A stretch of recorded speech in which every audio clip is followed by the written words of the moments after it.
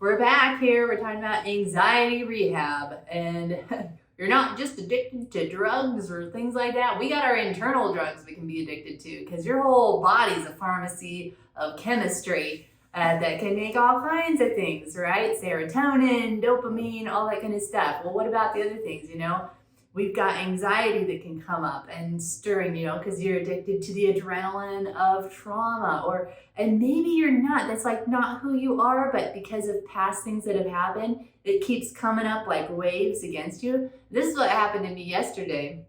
I just got hit with anxiety. I'm like, man, where is this coming from? And we're in a training course with the Lord right now, where He is really teaching us about living in the now and being okay with not knowing. Yeah. And a lot of it's challenging for me because I'm a planner. I like to have a plan. Because I love to have substance of things you accomplish, or what's the word? It's a P word. Oh, productive. I like to be productive and pro forma. I like to be productive. And so when you don't get to have a plan, and what's part of that is like, it's the need for stability. And it's something that you can track as stable. And, we've had a life where we've moved over, we've moved lots of different places. Our work has taken us lots of different places.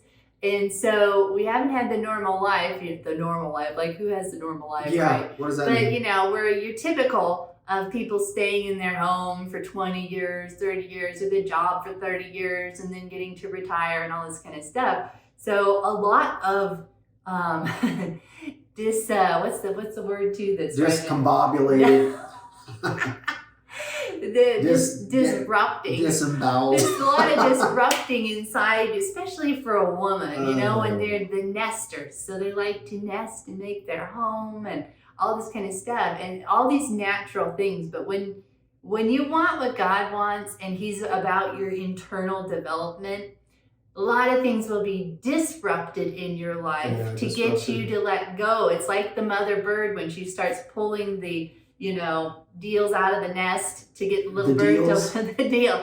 The pieces of straw and wood. Wood, straw, and stubble. Wood, hay, and stubble. So you end up with the gemstones of flying. And so when you say yes to God, right? And so I've had to go through a lot of this on my journey. I'm like, gosh, Lord, what is this about? Just when I feel like I'm getting settled, I can get my stability and my footing and feeling, then boop, time to upgrade.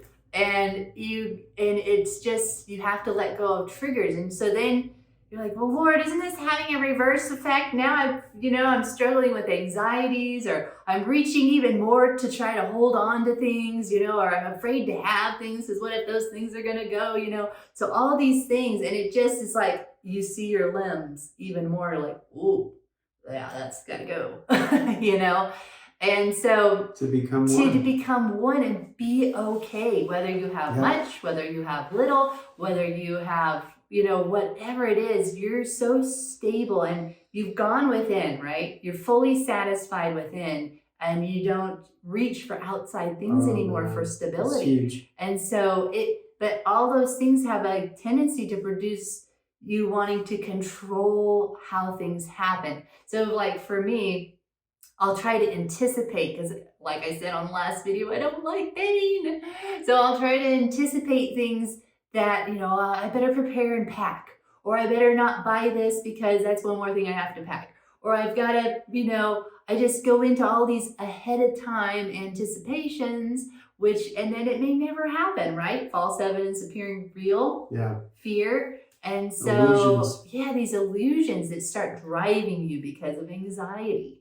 And so God has just had to really deal with me to stay in the now. Don't try to sell something ahead because you think you're trying to lighten your load. Don't try to buy something ahead because you think, oh, we're good, I'm just going to stay here. Again, it's just living in the future. So like that could be my thing of living in the future and trying to predict it and all that kind of stuff and be in control, and then have to go through anxiety rehab. And then for John, it can be the, living in the future, Well, living in the future, because I'm so, geared to future casting and vision casting, the big picture and all that. And I've had to Yeah. really allow this dismantling of the egoic structure that says, why do you have to be so focused on the future when you're missing the beautiful things of the now that lead to wherever that is? Right. And oftentimes our vision that we think was one way we find out later on it's blown up because it was built upon egoic structures. Or what you currently knew or understood in the moment. Yeah, and really it is egoic because it's the self saying, I've got this figured out. Yeah. And even if we have some prophetic insight, some forecasting, even if we have some of that, it's like, well, you don't know how that's going to unfold. We have no idea who's going to come into our lives tomorrow. We have no idea where we're going to be living, where we're going to go. If, in fact, we're not anchoring in and dragging the paddle, like she talked about in another message, in the water, trying to say, I am not budging and moving until I'm ready. Well, when we do that, we're anchoring an ego saying, I've got this figured out, or I want a sense of safety and security, and I don't want it to be disrupted right now. I don't want to be disheveled, disemboweled, anything right now. I want to stay. I need to survive. I need to survive. I need to stay in my survival mode because that's all I know. This is why you have people that anchor into living somewhere for 30 years. And again, we're not saying that's wrong. What we're saying is, if you are dragging your paddle and you are anchoring into that when God is saying something else, that's where you may have some challenges. So the key is, like for me, it's been with wanting safety and security, knowing where my income is going to come from. And that's been a big challenge to live in the effortless provision of the now. And so this is why the book, Effortless Provision, that God had me dictate and have the conversation with him, you see the struggle in the book, if you've read it, between myself, the ego, and the spirit. And it's like, it's an ongoing conversation. This is eternal conversation about how this whole spirit realm works. You know, some people think they have it figured out, and then something slaps them upside the head and they're like, whoa, where did that come from? I thought I had the methodology, the formula, the script, everything lined out, and then some whammy hit you upside the head. Why? It's to dismantle and to silence that egoic system inside of you in order for the looseness, the holding on loosely, the surrender of the spirit and the flow to happen. Because listen, if you're rafting in a river in the natural, you want the flow to happen. Yeah. When you get caught up on the rocks, whether you're a kayaker or you're a tuber, you're a rafter, you get caught up on the rocks, it could possibly mean injury or even death by drowning. You know that if you've gone down a crazy rapid-filled river somewhere.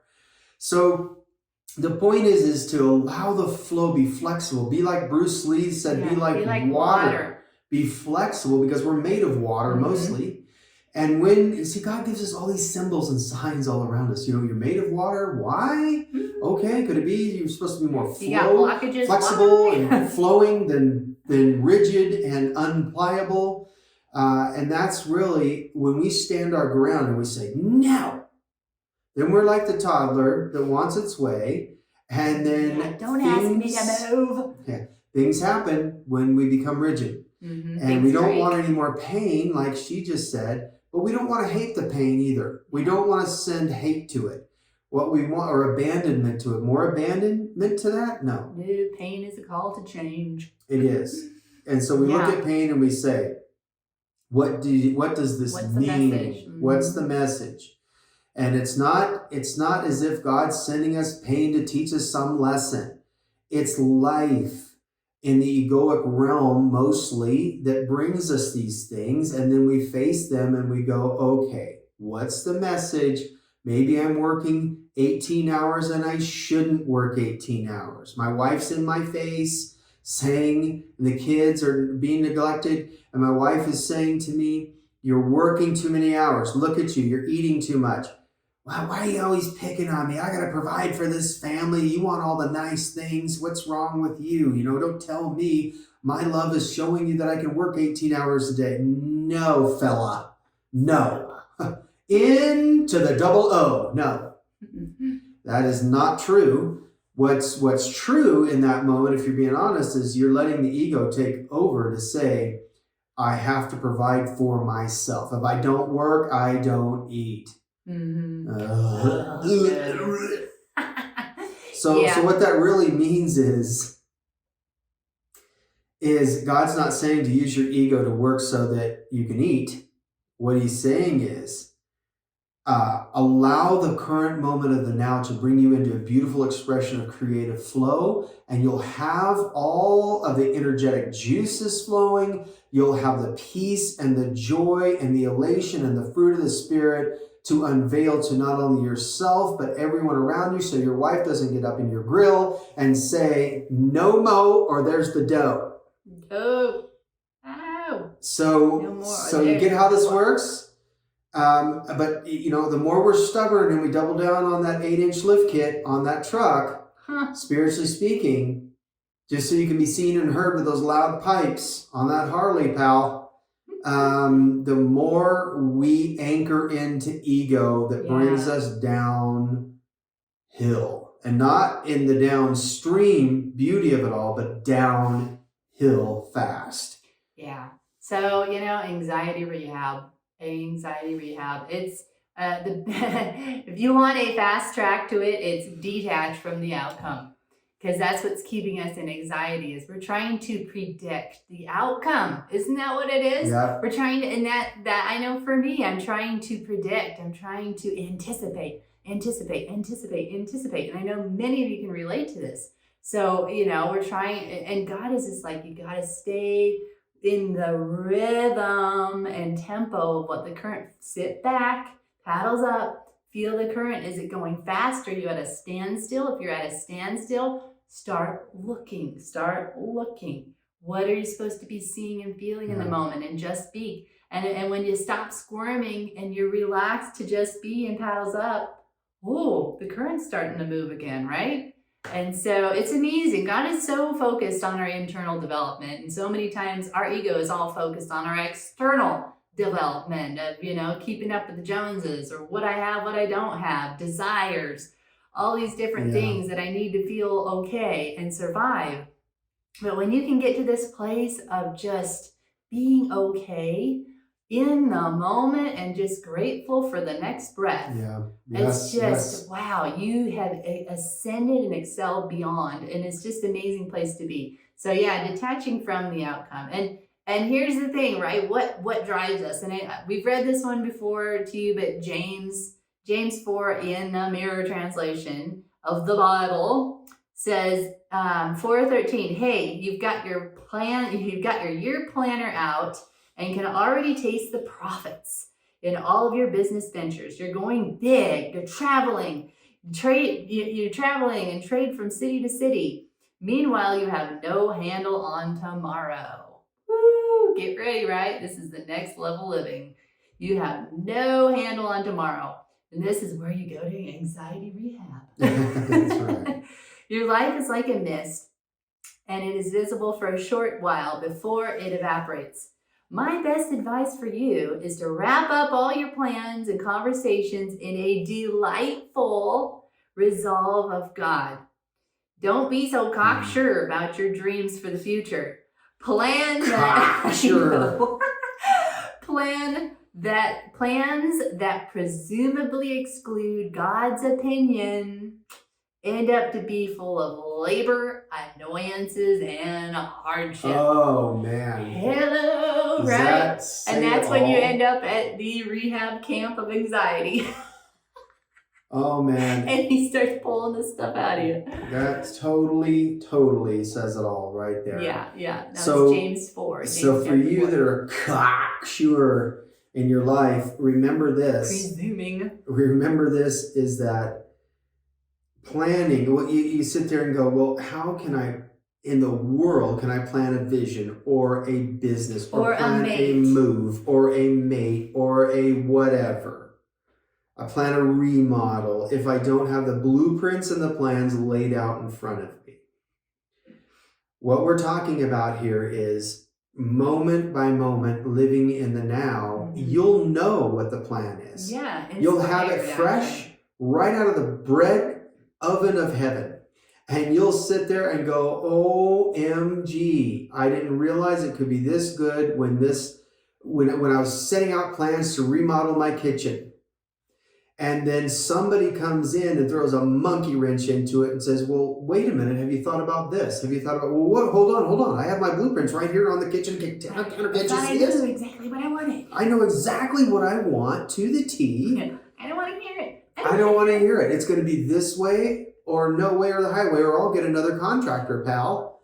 So when we do that, not only is it totally annoying to everyone else around your life, but it is blocking the very essence of what God wants to bring to your life, to bring out the best in it. Because what if you plan so tightly that you're saying, okay, I got to have this certain kind of wood, I got to have a certain kind of hardware, I got to have a certain kind of granite, and all of a sudden because of COVID, oh, look at that, fancy that. Can't get any more in. Because of COVID, it's like, oh, you can't get that granite slab. Oh, you can't get that hardware. It's in Indonesia. And the ships are tied up out in the harbor, and you're not going to get it for 3 months.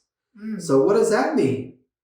Oh, we're not going to do it then. I can't get that hardware. And then I'm not okay. I'm disturbed. Sign me up for anxiety rehab. Exactly. So then the little old contractor, Filipino contractor, comes in, bruh, and says, with the voice of God. It says, have you considered this? Hey, bro, have you considered this? And then you're like, who are you?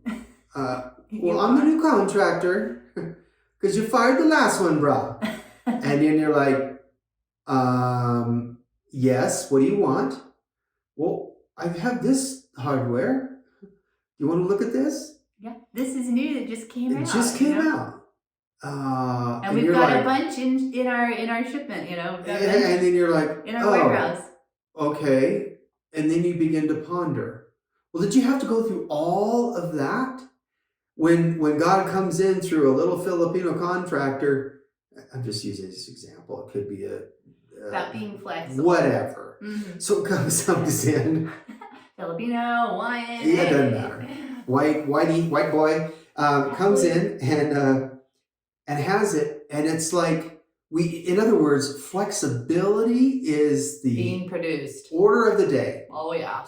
Because when we plan so tightly, we don't allow room for the impossible, for synchronicities, for the miraculous to come into play. For even better. The best, we've said this often, the best business plan is no plan. It's the unfolding plan.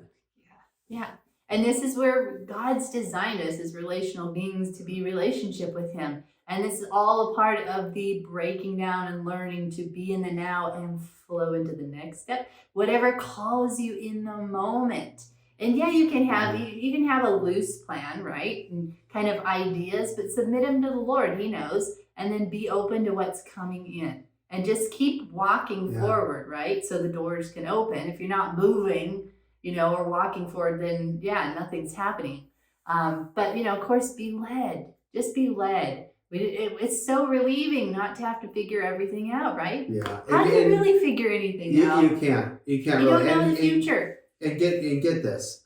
Of course, that was a metaphor and all that. It's like she said, hold on loosely to those plans, because you have to really, when you're building a structure, if you're building an enormous skyscraper or something, then you have blueprints, right? But you always leave room. Always leave room to say, wait a minute, is this thing entirely built upon the egoic structure? Right. Is it going to be rigid or flexible for inspiration? Flexible, fun, and inspiring. That's where we want to be. Because there's nothing wrong, or God is not anti-skyscraper, anti-blueprints. That's not where we're exactly saying. We're saying leave them loose. Yeah. Because I've seen this over and over again when I've been a part of building projects and what I've done in the corporate world, is that something inevitably is going to go sideways. And so you have to compromise, and you have to what is it? Can't come to the word. Emphasize. Improvise. There you go. I couldn't find the word. Improvise, and empathize too a lot with personalities, right? But the point is just to remain flexible, And so that and if he wants to take a hard left turn, this is where it gets real exciting. The ego will say, no, no, no, no, no, no. I had my plans. I told everybody about it. I told everybody about it. Now my ego's at stake. Exactly. I can't go a hard left. What are you talking about? Well, sometimes when you're in the current and the flow, the river turns hard left, and you have to be ready for it. And something new that was better than you thought. This is what's so cool about flexibility. So like, you know the movie that came out a while back, you know, Skyfall 007. So the director allowed room for Craig, the actor that played, you know. Oh yeah, this is good. That played 007. And he came up with the idea of how funny, you know, if I'm falling down through all the buildings and I land on this couch. That was his idea. And so, you know, the producers left room and flexibility instead of being so rigid on how the script needs to be. Well, how does our buddy for the for the Marvel movies for Thor? Yep. He lives by this. Yes. The producer. Oh yeah, totally. And what is it, Tanaka? Yeah. Anyway, he lives by the prompts. He lives by hey, okay, what do we think about this? And so that everyone has to roll with it. Oh man, you talk about their process. They said we stopped memorizing our lines because it was something new the next day. So it was all improv, man. It was all improvised, and you're like, okay, here we go. But guess what? It comes out epic. Yeah, then they had so much fun, and they all got to kind of pitch in ideas, and then how he even brought in their kids to actually act in the movie, you know, and just be flexible like that instead of these just rigid laws and stuff. And it's that's all the part and process of creating. Yeah. You know, if you become just so formulaic and rigid, you're never going to have anything new and beautiful and expanding. And so we're just designed now. And really where anxiety comes in even more so, is like we've been talking about, is when we have a plan and it's messed up. We have a plan and it goes sideways. Yeah. And it's a God sideways. Desires, right? And you're like, then you get more anxiety because you had your life planned out. You had the one in mind at your workplace, and she went for somebody else, and you're like, wait a minute, you were the woman of my dreams.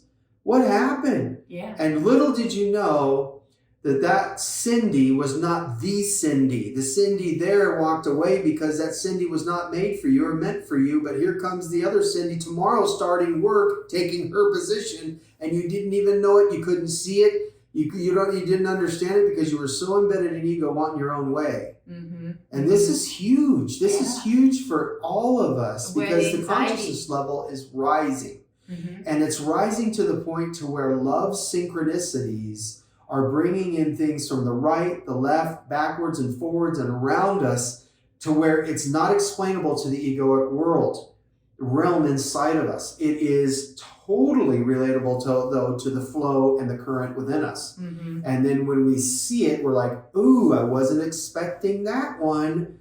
We're going to be living in that more and more and more in the days that we're in right now. Yeah. You know that. You felt it around you. You can relate, right? We certainly can, because we wind up in places like, I didn't think I'd be here. Right. But okay, let's go with it. And then it winds up being a totally God thing. Yeah, it's all about growth and expansion, isn't it? And so, so a takeaway, right? Takeaway out of this conversation is just detach from the outcome. Let go of your desires, because that's where the pain and suffering is coming from, is desires that don't come through the way you thought they were. So move away from desires and come into delight in the now, and just stay in that partnership with God and talk things through with Him instead of being in your head trying to figure everything out, detached apart from God. That's the wrong detachment, right? Detach from the outward circumstances. Get attached back up to God, right? So good. Hooked up to the source. And I'll leave you with this: is living in the now is to be anxious for nothing. Yeah. But in all things give thanks, be grateful, have a grateful attitude. For this is the will of God in Christ consciousness. This is the will of God for your life. Be anxious for nothing. Yeah. So We'll see you on the next one. Thanks so much for tuning in. Share this if you feel like it. If you don't, hey, wait for the next moment. Thanks again for your feedback, guys, too. We love your responses. Yes, we love to You're hear in it. the journey with us. We're all in this together. So, all right. Thanks for listening. See you in the next one.